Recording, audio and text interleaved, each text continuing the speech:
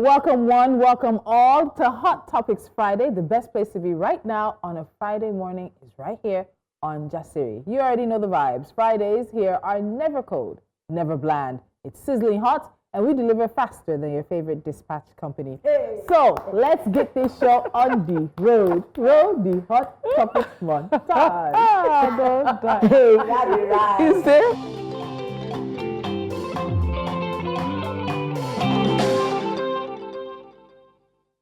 Okay, so we deliver faster than your dispatch guy. Yo, that's one for the books. So, yesterday, our conversation with Dr. Bayomi Ajayi on PCOS was so rich, so layered, and honestly, it left us hungry for more awareness. So, what did we do? We decided to hit the streets to see just how many men and women really know what PCOS is about. Let's just say the answers came in sweet, sour, and extra peppery. This is Jasiri on the Street.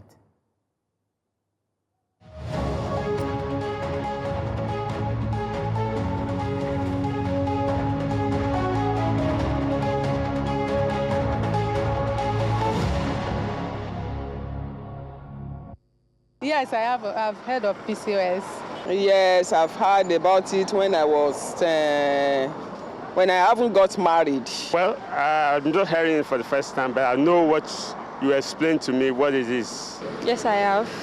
I've heard about PCOS before, yeah. So I used to experience painful menstruation before, and then sometimes it just skip. No, I don't.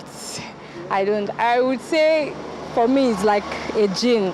Actually, I've not experienced such before because my period always comes normally. I don't think it's not normal. It's not normal, but normally it seems it depends on your family foundation background because it affects it too. I would say to me, it's not normal because I've not experienced. No, because I don't have it. I don't feel pain when I'm on my period, so. I'll help her by taking her to the hospital to seek a medical attention. Stress is one of the things that leads to it. You know, when they are stressed, definitely it leads to them having such issues. Yeah, I've heard that because it will be difficult to get pregnant. I think most of the myths I've heard are like irregular menstrual periods, like probably supposed to come 3 days before or 3 days after, and sometimes they complain of hyperpigmentation, like acne and all that. Such issues because of hormonal imbalance.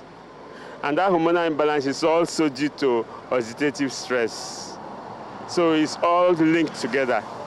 So but when the stress is reduced, definitely it will help out, you know, in getting pregnant. There's no much awareness about it. It depends on individual's side of the something, but it's not much aware. Most people doesn't know what it means. They just see that they have their menstrual they have pain, they don't know that, and after the menstrual cycle, it's vamoose. Some people doesn't know that they need to go to hospital to check what is going on within them. Yeah, I would say no, because I heard of it not quite long too. So I would say we should just let people know about it more. Okay. The percentage I would give to that is maybe 25%.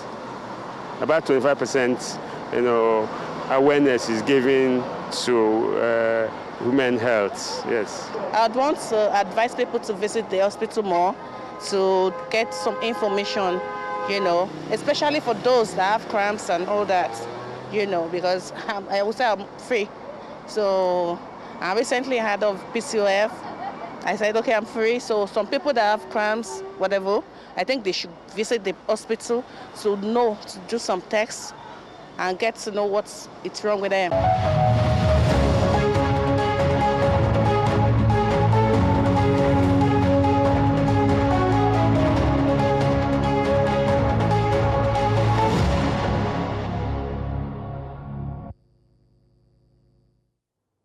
I'm feeling the music. You're feeling the music.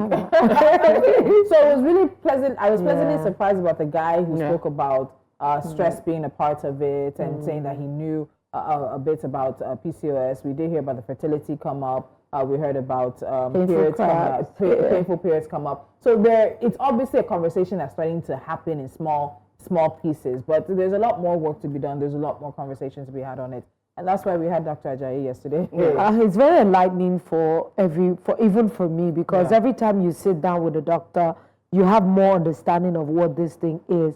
And I found out that the more we talk about this thing, the calmer women feel. Yeah. You know, when something feels as if puts you in control, it makes you feel like, is it only me? Am I going to die? But by the time you get a lot of education, you understand management, you see that most of these things are not like a life sentence. It's manageable. It's knowledge. If you know, it's knowledge. How would you get knowledge from the right sources? Because that's another thing. You might get knowledge from the wrong places, and they'll make you do wrong things to your body. And by the time you are now getting the right information, you probably have crossed some lines that you can't uncross. I think because we have a pattern of not liking to go to hospitals for checkup. Doctor's child.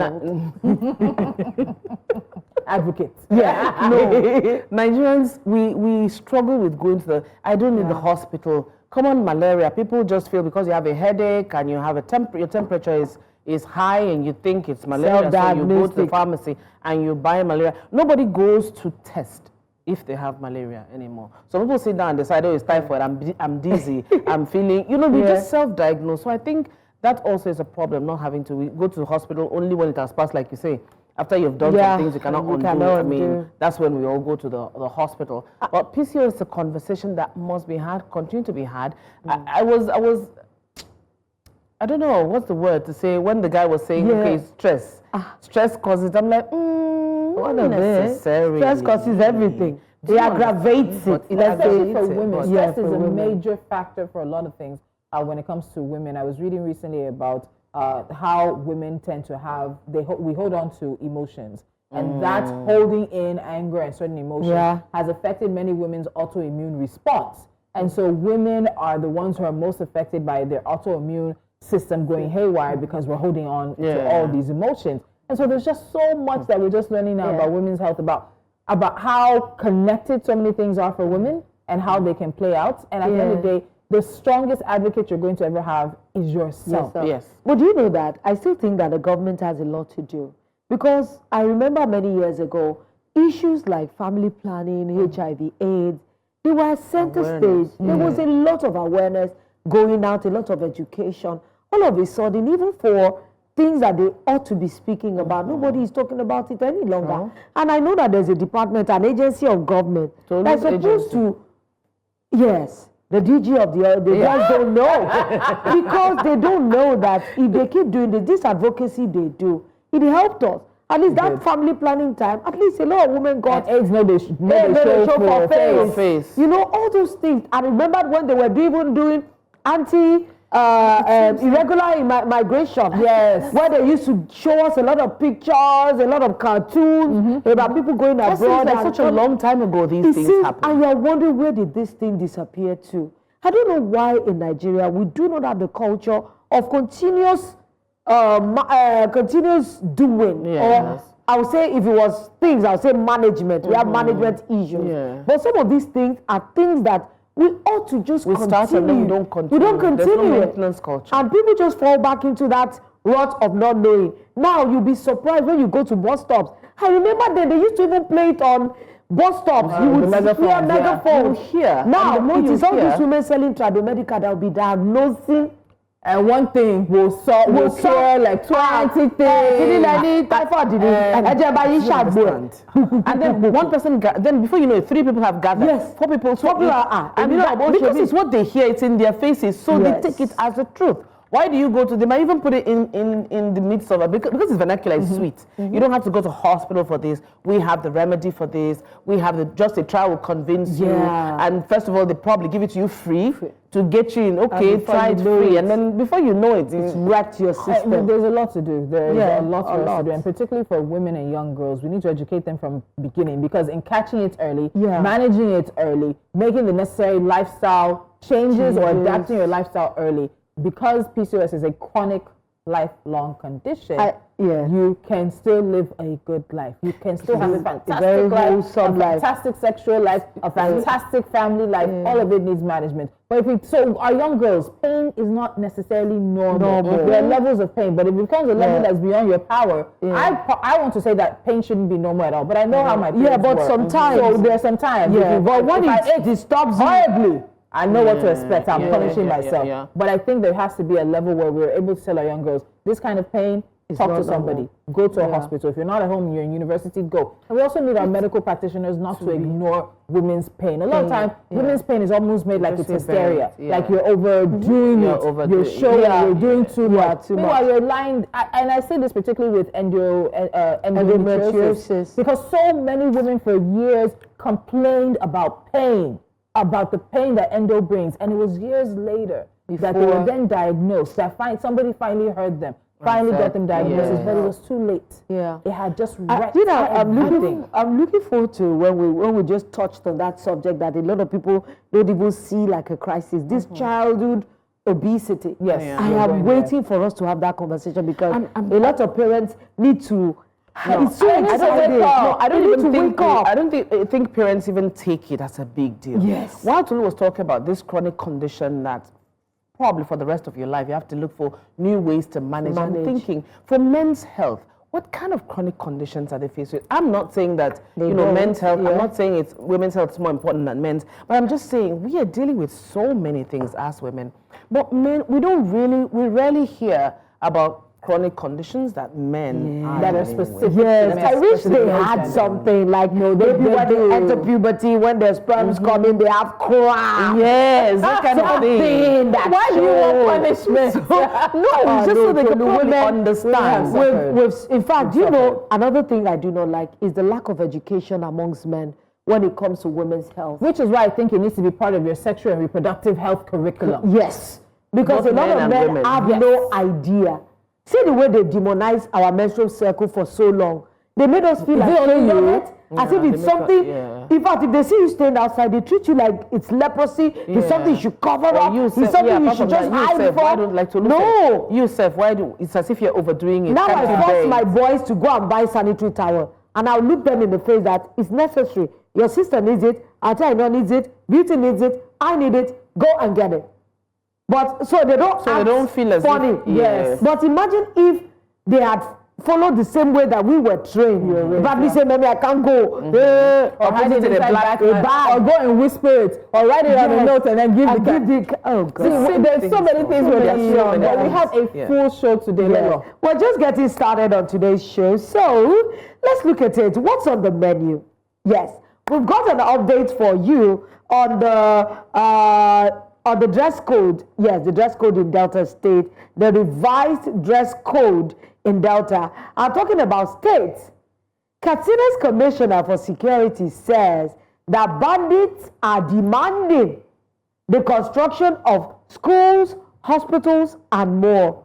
I'm confused, Tolu. No, go ahead, Lola. It's not you. I'm sending subliminal messages. Oh my God, now wow. Anyway, the Lagos State Police Command says it is investigating a troubling video involving a young boy at a secondary school here in the state. You need to carry our table and join us because these stories, they are juicy, but it's after the break.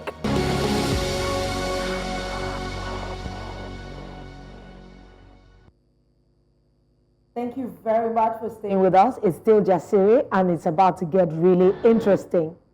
Now, it's been 1 week since we discussed the revised dress code for the civil servants in Delta State. When we talked about this, we had our fun. We were all laughing, but we were surprised at how, this directive from the state head of service has snowballed into a whole controversy. The state chapter of the NLC has even gotten involved, calling for an emergency congress on Wednesday. So, what came from the meeting? The state's NLC has faulted the government's new dress code for civil servants, warning it places an unnecessary burden on the workers. The policy requires senior officers to appear strictly in corporate wears, including suits, ties, and shoes. But the NLC says such directives are impractical, especially in the face of harsh economic realities. At the end of an emergency congress in Asaba, the state chairman of the Union Good Laws of Fobuku told journalists that the directives will not stand. And here is what he said.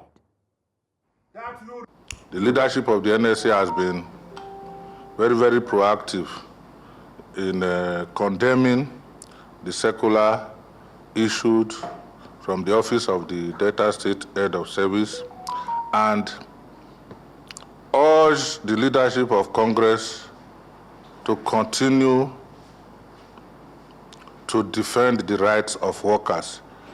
This State Executive Council in session also condemned the circular and rejected it outright. The State Executive Council resolved to give the state government time, I think approximately about 1 month, to look at the issues we have raised,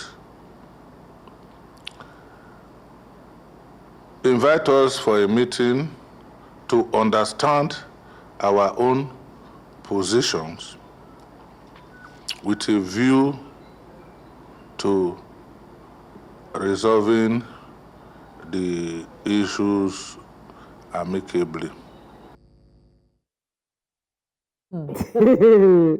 So, I'm interested in what happens in this 1 month. In this 1 month, is it we remain with the status quo of the previous dress code, or are the civil servants expected to somehow go ahead and start implementing the dress code and then still wait? I even want to. Why 1 month? What will take 1 month to do?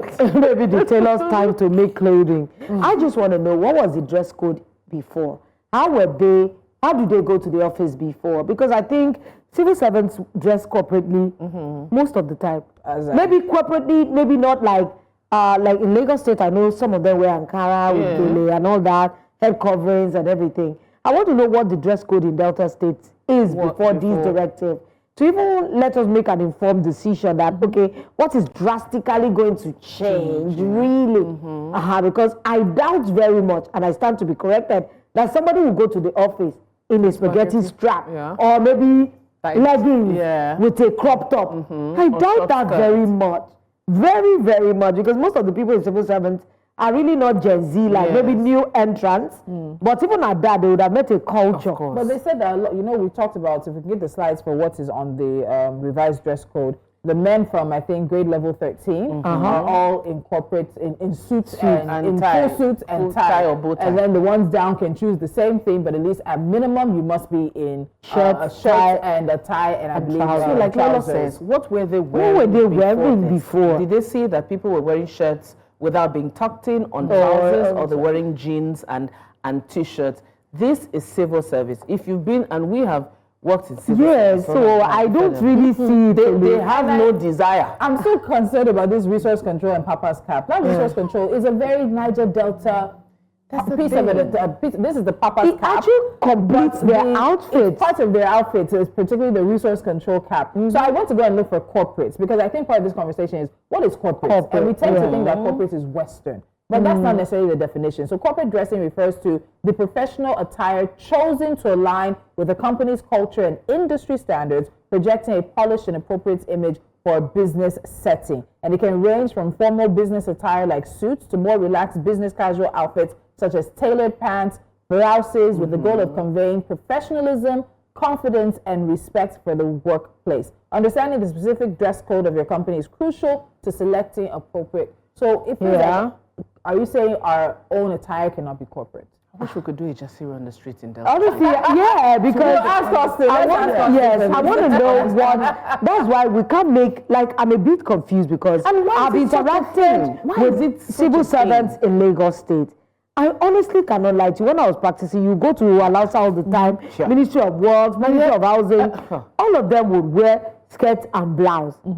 at the most. I doubt if anybody will wear bomb shorts with crop tops. So what you're asking is, where is it coming from? Where is this one coming from? That precipitated the need to revise this dress code and tell men that they can no longer have bushy beards, and then tell women they can no longer braid or have tinted hair, have eyelash extensions, or even long nails. And then NLC is in the midst of this. Do you know that for us women, a well-manicured nails painted is part of our polish? Yeah. I don't know, even my mother in her lifetime, you would never catch her without her nails painted.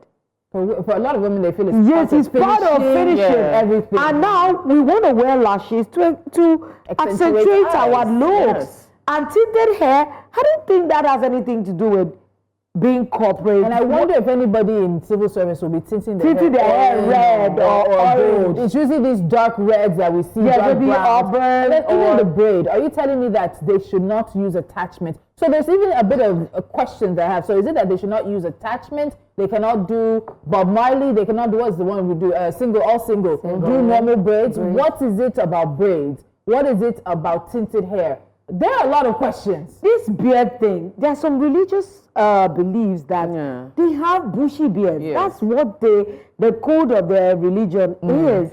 The only thing is they need to just keep it, maybe well-combed and neat and pushed in. Well, I don't think this is the end of it. I think as it keeps unfolding, we will see there has to be something, like Tolu said, this avoid decorum. I have to read that last one, that this cleavage thing. Yeah. Are they going to be are they going to meter it? Yeah. Okay, like maybe when you wear a blouse, like this blouse I'm wearing now, a little bit of my chest cleavage shows. Even we need to know how deep, what centimeter, because different women carry different. Women that are bustier than some, no matter what they wear, you're gonna you still see a little bit of push. Even women who are heavier on the hip, no matter the free gown, you will just see. There will be a silhouette of. I remember that was in school. Thankfully I didn't go to school that had a dress. Nowadays. I saw a lot in school. I remember the first day my dad dropped me off at high school. We were in the car, and I saw one student pass, had spiked hair, was wearing these black leather boots up to like the knee. You know the ones that got they used to be abroad. And I could just see, I looked at my dad, but that was just, as the student crossed the road and entered the school. My dad was like, is this the school you're going? I said, don't worry. But it was a school for gifted kids. And dress code was not a express yourself. So in this situation, we really want to know. So I'll talk to our reporter, our correspondent in Delta. Maybe even Deltas understand. Let's get a Jasiri on the street about this. And let's see what they think about it. This is the first time we sat on this table. We got someone in government to speak on indecent dressing. Remember, there were what do you call it? When the police was saying that they would be arresting people for doing this. And there weren't any clear-cut reasons for because you can see something and say, oh my God, that's too short. And I will see it and walk past it and not think that it's even a Muslim woman, this dress I'm wearing, a Muslim woman probably would not. Some of them would not. Because they want to have a scarf or something tucked in that none of their skin would even show at all. So we need to know clear understanding or definitions of what they consider maybe cleavage that is too low. All right, let's move on to the next story, which is one that upsets me really deeply. Why? The peace talks in Katsina have taken a new turn. Bandits are not just asking for ransom anymore. Now they have a list of demands. Schools, hospitals, and grazing reserves. That's according to the Katsina state government after a peace meeting with the repentant gunmen across Dan Musa, Jibia, Batsari, Kankara, Kurufi, and Musawa local government areas. The State Commissioner of Security, Nasir Mwazu, confirmed that these demands came up in negotiations initiated by the community leaders, not the government. And they've tied these needs to broader issues such as a lack of infrastructure, a breakdown of trust, calls for support, especially where banditry has worsened. Meanwhile, violence is escalating. In the first quarter of this year alone, about 341 people were killed and 495 kidnapped in 247 attacks across Katsina State. Now, the bandits claim that injustice and neglect are the major forces that are pushing them into crime. Meanwhile, communities are caught in the crossfire. I think we should just take reactions before we, because it's going to be. I know that this story, I know. Yeah. That's wild. So the bandits are basically setting social infrastructure demands, schools and hospitals as conditions for peace. On one hand, it shows the depth of the insecurity issue. On the other, it highlights the urgent need for real development in the region. Definitely a complex situation for the Katsina government to navigate. The fact that a platform was given to these people in the first place is why this country is where it is today. Their countless victims have no voice, yet their murderers have won and are even making requests after they have destroyed and killed entire communities. It's a travesty.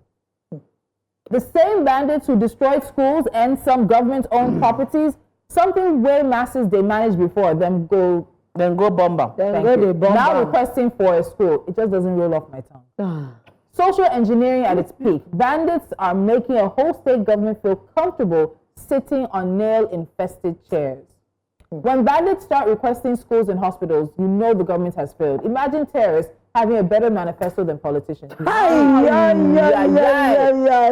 is not just absurd, it's a national disgrace. Since when did building schools and hospitals become ransom demands from terrorists instead of the constitutional duty of the government? The fact that bandits are dictating development priorities shows how criminal neglect and corruption have failed the people. Our leaders ignored the cries of citizens for decades, and now armed criminals are the ones negotiating for fundamental human rights. It exposes the rotten state of governance in Nigeria, where public officials loot funds meant for education and healthcare, while communities are abandoned to decay.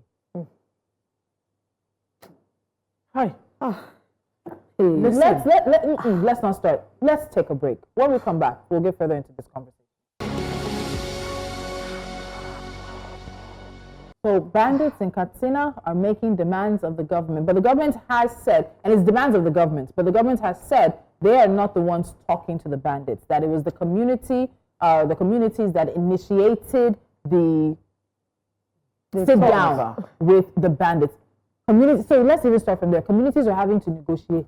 Communities are having to look at people who have murdered, raped, pillaged, and asking them to come to a negotiation table, because otherwise, what are the other options before them? What are the other options for these communities, you ask me?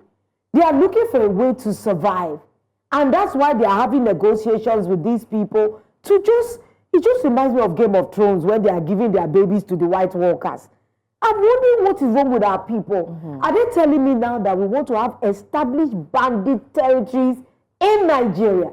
Because if they build schools, build hospitals for them, are they movable schools so that when they start killing and attacking another community, they would pack up and go? The demands alone are mind-boggling. But you know, this is like a reflection of what the emptiness of the state of the people in Katsina and its environs. These are things they don't have ordinarily. Because if they do have them, I'm sure that some of them will not even probably be in this situation in the first place. These bandits are the ones that say, maybe you can help us ask them for... Because this is more of a community need than a bandit need. Because people that are bandits, they are always pillaging and going up and down. They are not staying, they are not stationed. But maybe the community leaders are like, maybe you can help us get this from government at least. You know, now that they are talking to us. Number one, it shows the ineptitude. I'm sorry to say, the ineptitude of the government. It seems like they're there, but you don't know what you are there for. You're focusing on so many other things, but the things that you promise the people of Katsina State. And now, these bandits sat down and they've been thinking. The bandits thought. They're the same ones who destroyed the schools. Exactly. They're the same ones who destroyed the hospitals. Exactly. See, I'm so sorry. I feel like shame would catch me as a government official to even open my mouth. And whether they like it or not, they are going to have to meet them at some point, at the middle, something. This is what they're demanding. They're demanding for schools, hospitals, grazing reserves. Are you kidding? Are you kidding me? And let's be honest. The federal government has to watch very carefully, because whether it's a while it's a Katsina issue right now, if Katsina should do it, it becomes a federal issue. It becomes an issue for the state. And I think we need to re-emphasize again. Beacon Consulting in a security research said that in the first quarter of 2025 alone, Katsina State recorded 247 attacks leaving 341 people dead and 495 people kidnapped. And those are the ones that are reported. Is it not on this table that we sat, my lovely ladies? We sat here and talked about Benue State. We sat here and talked about Jos. There was even a town hall that New Central was spearheading at Jos.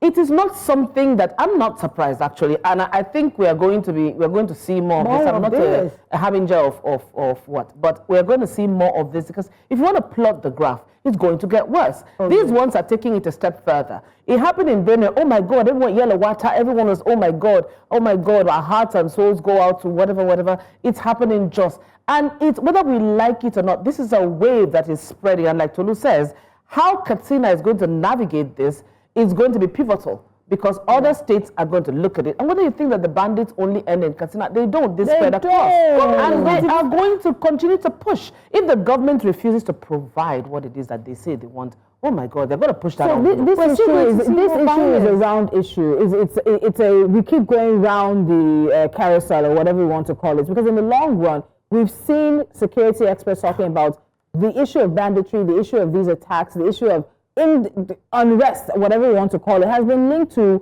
a lack of infrastructure and a breakdown of law and order in rural communities. I remember many years ago, I went for a briefing at the U.S. Embassy, and one of the, I think they brought a major general, I can't remember who they brought, but he talked about that our issue with insecurity is threefold. You will bring in the army, you must meet them fire for fire. But while you're meeting them fire for fire, you must educate. Yeah. And then I think there's a social component as well. So we cannot solve this issue of insecurity if one, we're not meeting them fire for fire, but two, we're not investing in social infrastructure. We're not investing in education. We're not investing in health. Those are pillars for us to stop or get a handle on insecurity. With infrastructure, education, health, investment is lacking. Whatever we're doing is not enough. It's not enough. So they're raising children who are raised on violence, who are then not educated, who have no options of health, who have no options of moving up socioeconomically. And what happens? By 14, 15, they're getting brought into these groups. So we're just on a decades-long cycle. You know, when Americans say we don't negotiate with terrorists, sometimes we do not understand the ricochet effect these things does. It's just like when labor strikes and maybe government agrees to some demands. Don't you know that it follows, it's like a ricochet effect. Every other labor union or in every other area, every other pastor that will come out and make their own demands because, doctors got, so teachers want to get, nurses want to get, everybody wants to get into the swing of things. The time that we started giving amnesty to Niger Delta militants, then we've already set a precedent that, okay, you can pillage, you can destroy, you can kill, loot. We will come to a round table and we will find some kind of compromise for you. Okay, now and some of those things are, is it not, they're looking at what has happened before. So now they're just pushing the envelope. Maybe then at that time they didn't ask for infrastructural development. But now these ones are like, okay, they become more intelligent. It takes a level of audacity for bandits to be asking for schools now and hospitals. No, it takes a level of audacity. That means they are telling you that you have lost total grip of this place. This is bandit territory and we want development there. So what do you think? Let me ask you, ladies, what do you think the Katsina government will do in response? I was just about to answer you because I went to look. So the Katsina government has talked about the fact that the amnesty program fell apart. And the State Commissioner for Security, who was the one who spoke about the fact that the bandits are making demands, said that the problem of gun violence spread from 5 local government areas between 2011 to 2015, and it's now in 25 local government areas from 2015 to 2023 due to the collapse of the amnesty scheme. And so we see what the government wants to do. Some are even saying that even among the gunmen, some of them are oppressed. I'm quoting what I read. Now, aside from that, they've also done a program with the repentant bandits. This whole, see how Lolo's looking at me, this whole laying down arms and being repentant. What do you mean when you are getting these kinds of things for repentant, supposed, I'll have to put, because allegedly we put in everything. In this one, I would add supposed repentant bandits. And people are dying of poverty. They're impoverished. They have no access to education, no access to water, no access to healthcare, and they are not getting it. And you are telling me that bandits are getting, they are getting the ears of the government. Let me tell you how much of this. Yeah, so in July, the Katsina government announced plans to launch a program aimed at changing the mindsets of repentant gunmen who had recently surrendered their weapons. The government said literacy classes and vocational training programs would be introduced to help reintegrate the gunmen into society. And it's the state adult education agency that was tasked with developing the program to rehabilitate the gunmen. So under the scheme, those who surrendered their arms will have the opportunity to study both modern and Islamic education and be taught the consequences of violence, murder, and revenge. So again, don't forget, it's not the state that initiated this conversation with the government that we're hearing these demands. Yeah. It came from the communities, but it's also because the communities feel that they have no other choice. This is not the only community that is negotiating. We've carried stories from our correspondents in Kano and Katsina. There are communities negotiating. You just want to, bandits are sitting down. This is that was what I read the other day. The bandits sat down, and I don't know what happened. He said that in fact, if you offend us, we'll go back. To an extent, do you blame the communities for wanting peace? I don't. They want peace. I want peace at what cost? But the peace is at what cost? But the peace is at the cost of their lives. Because they are constantly, every time bandits come into their territory, they are the ones to lose. Their houses are looted, burnt down. So IDP camps are breaking, they are overflowing. Even IDP camps are being attacked. So where do you want them to go, Tolu? If you keep telling them that everybody run.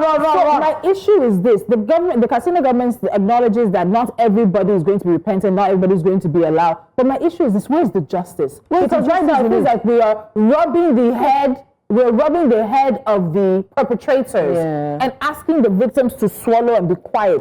Those schools you're going to build, those schools you may build, those hospitals you may build, the reserves you might build.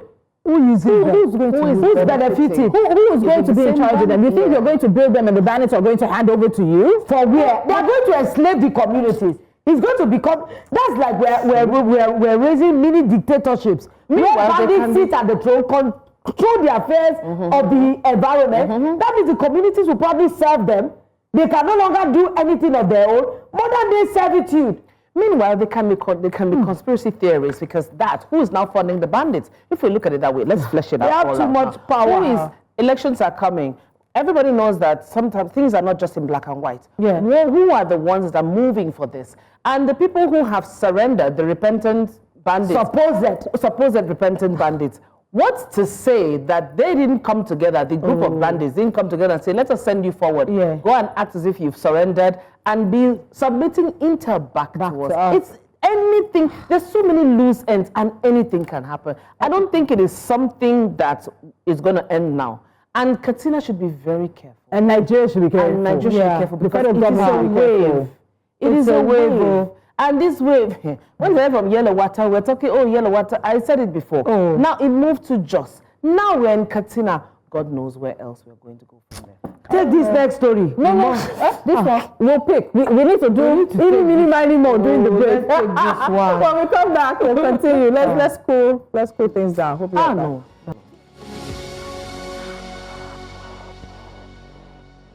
All right, let's keep our stories coming here on Jasiri. Our next story takes us to the Lagos State Police Command. Yes, it has launched a full-scale investigation following a circulation of a viral video, I don't know if you saw it, showing students of Excel College, Ejigbo, Lagos, smoking, drinking, and dancing inside a school hostel. The footage, which reportedly was shot in the boys' hostel of the private school in April this year, resurfaced online this week, sparking outrage among parents, educators, and members of the public who criticized poor supervision in schools. So the Commissioner of Police, in reacting to this development, that's Ejigbo, directed that the state CID, that's the Criminal Investigation Department, PANTI, take over the case from the Ejigbo Police Division. In a statement issued on Thursday, Police Public Relations Officer SP Abimbola Adebisi said the principal, who also doubles as the school proprietor, had earlier been invited for questioning, confirmed that the students in the video had already graduated. In her words, the principal proprietor clarified that the students in the video had already graduated. Nonetheless, the school is cooperating fully with investigators to ensure that the circumstances surrounding this incident are properly addressed. She also added that the police are treating the matter with utmost seriousness. I hate it when they say that. Because of its implication for student discipline and morality within Lagos. That just screams a lie. Why is it a lie? No. You know that English that they speak? That's supposed to be sweet to help you, just calm down small. Nah, man. Hey, but you know that I'm just Have you seen the whole video?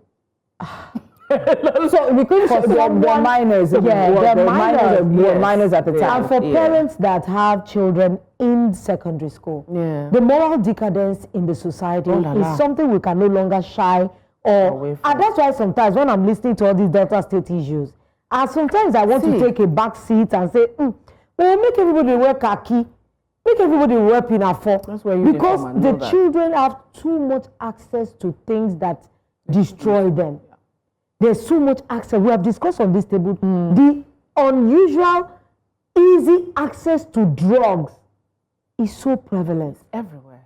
Alcohol is sold on the streets in sachets that they can easily access and afford. And it's easy for them to say that the students have graduated. But didn't they have proteges? Do you understand? Do you know how many younger students look at them and wishing and waiting for the time? Do you know that they can do the same thing? But wait, even if they have graduated, it still happened in your school. It still happened under your nose, and it still happened without consequences. And let's not forget, especially if they have graduated, it's very likely that whatever they were doing has been transmitted to the lower level. That's what I'm saying. I don't care if they've graduated. They've left a bad. Now, if you say that, there's nothing like that happening in the school, they found more intelligent ways to hide and still do them. I don't know if we can take reactions. Let's take reactions. I will. Every day. This speaks to a deeper issue beyond just discipline, the need for stronger school supervision, parental involvement, and youth mentorship. This shouldn't just end in punishment. It should spark a broader conversation on guidance and values. Absolutely. This Excel College mess is a disgrace. Students smoking, drinking, and dancing in the hostel. Where is the discipline? Lagos police stepping in. It's too late. School management clearly failed big time. Principals, they graduated. It's weak. Smells like a cover-up, truth be told. Bam. I can tell you that this may be the least of the things that these students engage in. These sets are deeply corrupted. Incidents of students smoking and drinking happens in almost every secondary school, Nigeria and abroad. It's misconduct, and every school authority has the responsibility to address it. But it's not something that should be making headlines. It's not. When young boys in school are exposed to hard drugs and feel no fear recording, we must ask, where are the safeguards? Where is the accountability? Where are we headed? Substance abuse among the youth is a public health emergency. It demands coordinated action from everyone, I guess. Our education system has degenerated into something else, and it's very bad. How did we get it wrong? Social media. But the decadence has been having. It's been a slippery slope for a long time. And because we're no longer advocating for these things publicly, we keep talking about social awareness. We need to have more advocacy. A lot of people think that we're just talking because we're journalists or because we just like to talk. When there is no consequence for action, all these behaviors become ingrained in the student. Remember, this is not. I remember when I saw a school, they said they were graduating. It was the first time I saw such a thing because my father's house there's a secondary school directly. They finished the exam and I saw them tearing shirts and their clothes, and girls were screaming because they were tearing their clothes and their underwear were out. I won't lie to you, I was in shock. But they said, this is something they do, they are happy. That's why states have been banning graduation. Yes, I was like, there was one day I was coming home. I also have a secondary school not too far from me. I was coming home and I was just driving. I was coming home during the day, and I was seeing broken glass and broken bottles and everything. I was like, what's going on? So I got home and I asked my husband. And he said that when he was going to pick our daughter, he had seen them. So it was apparently students from another school were on the way to leave that school, and they were fighting in the middle of street. That the police had to come and pick some of them up and clear the area. And I said, you mean that secondary school has been work from us? And so there is a lot going on. People send their kids to boarding, and they sometimes think that boarding will help straighten them out. I think parents are tired. They don't do the work. Some parents are tired. They don't do the work, and they just ship them off to boarding. Pay the extra fees, and like Tolu said, assume that boarding is going to straighten them out like iron, and then they move. But it starts from home. Because if every parent took responsibility of raising your child properly, outside it will be hard to corrupt a child who's had values ingrained in them from home. So, but this is also where society, and I agree with I think the tweet that says something about society failing. It's supposed to be a value chain. If I'm raising a good child, a good Nigerian child, should meet a better society. When the child goes into society, all the values are reinforced. They're not being reinforced. No. You know, we've had the conversations about values. We talked about, I think it was in Mushing a few weeks ago, before I traveled, that they had the cult clashes and everything. That secondary school students are being initiated into cults. What do we think all of this is coming from? And how do we think it's going to end up? And I even think never ends up well. You know, this time around, they must see the lack of accountability in this country is spilling everywhere. Because if schools do not put their feet down and probably expel and discipline some of these students, you see some parents who go behind the back and do some other underhanded things because they want to protect their children, not knowing that they are just making their children. If you cover up your child's bad behavior, trust me, you have just endorsed it. Of course. You have just told that child that you can go on and do this, and there is no consequence. Just prepare to have money for a lawyer. My son was going for graduation and he wanted to put all these pin-up earrings. I said, not on my watch. Yes. And we cut that your ear plus that earring. So I think, and of course, he took it out. Even when he got to school, they see his sister that their hair was too high. I said, go to the barbers and go and cut it. Go and cut it. If the school wants you to be lower than this, go and cut it. That is reasonable. You know some schools that take it over, but some schools insist. Some schools do their work, but parents come in and say, "Who are you to tell me that my daughter or my son cannot do this?" And the school has to now backtrack a bit because you don't want to. So I think within schools, aside from, because this is a set or a number of boys, you might find them and might punish them or whatever. He says they have graduated, which likely means they might be adults now. This video might be a year, 2 years old. They might be 18. They might be in university. What kind of punishment do you want to go and grab the university boy who give after the fact and something like this? But I think we need to start talking solutions. One of the things is whistleblowing. There are students who know these things, but if we cannot protect those students, if you cannot protect snitches, why can't you protect them? But you know that there's always a let the reporting not be to the school. Let Lagos State possibly create a phone number for students.